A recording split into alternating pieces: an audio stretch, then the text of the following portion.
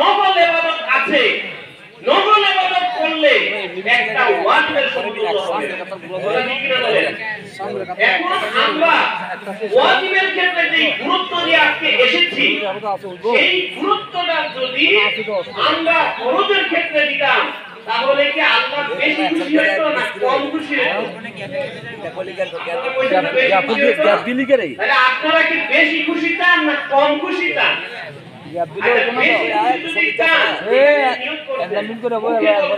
তাহলে জোহর নামাজ পড়বেন না এখানে নিয়ত করবেন, বাসার পরে বুঝলা দেবেন? কথা কি এরকম? সবাই নিয়ত করছে? অনেকে জোহর নামাজ পড়তাম না, নিয়ত করে আল্লাহ। আরে ভাই, আপনি যদি এখানে এই একটা দ্বীনি মজমা, এই মজমার মধ্যে যদি আপনি ইখলাসের নিয়তে নিয়ত করেন যে জোহর নামাজ, আসর নামাজ জামাতের সহিত আদায় করব, তাহলে এটার সুযোগ করে দিবেন আল্লাহকে। চুপথাকের সময় আছে, আরো 2 মিনিট সময় আছে, আরো 2 মিনিট সময় আছে আমার। শুনেন, আচ্ছা এটা কি সরকারি কথা না দরকারি কথা? দরকারি না? এই সরকারি কথা, এটা সরকারি কথা, এটা বাদ দিতাম।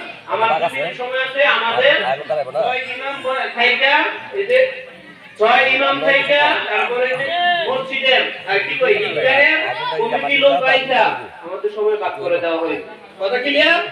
কথা ক্লিয়ার? এখানে কাউন্টার দেওয়ার কোনো অপশন নেই। সবাইকে নিয়ে মসজিদ, এই চুপ থাকেন, এখানে যারা আপনারা ছিলেন, দায়িত্বে যারা ছিলেন, তাদেরকে নিয়ে 6 মসজিদের ইমাম আয়েশা সময় নির্ধারণ করা হয়েছে। আপনাদের সরকার বাড়ি ইমাম সাহেব খুতবা দিবেন, উনি কালেকশন করবেন, আমি পরিচালনা, নামাজ, দোয়া করবেন এই হুজুরে। সবকিছু দায়িত্ব নির্ধারণ করা হয়ে গেছে। তাহলে আমার 2 মিনিট 1 মিনিট দিয়ে গেলেন আপনি এইভাবে কাউন্টার দিয়ে। তাহলে কথাটা এটাই আমার, যে আমরা নামাজের নিয়ত করব ইনশাআল্লাহ। নিয়ত করার পরে প্র্যাকটিক্যালিও আজকে নামাজ পড়বো ইনশাআল্লাহ। পড়বেন?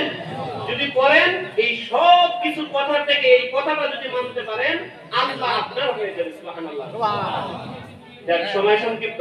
এখানে আমার কাছে সভাপতির কাছে একটা লোক 1 মিনিট সময় চাইছে, দেওয়া যাবে? তাহলে আমার সময় এতটুকু শেষ। এখন কালেকশনের বিষয়টা আপনাদের মুন্সিবাড়ি হুজুর দেখবেন, আর আনুষঙ্গিক ভাবে আরো যারা সময় চাইছে তাদের সময়টা আপনি দেখবেন ইনশাআল্লাহ।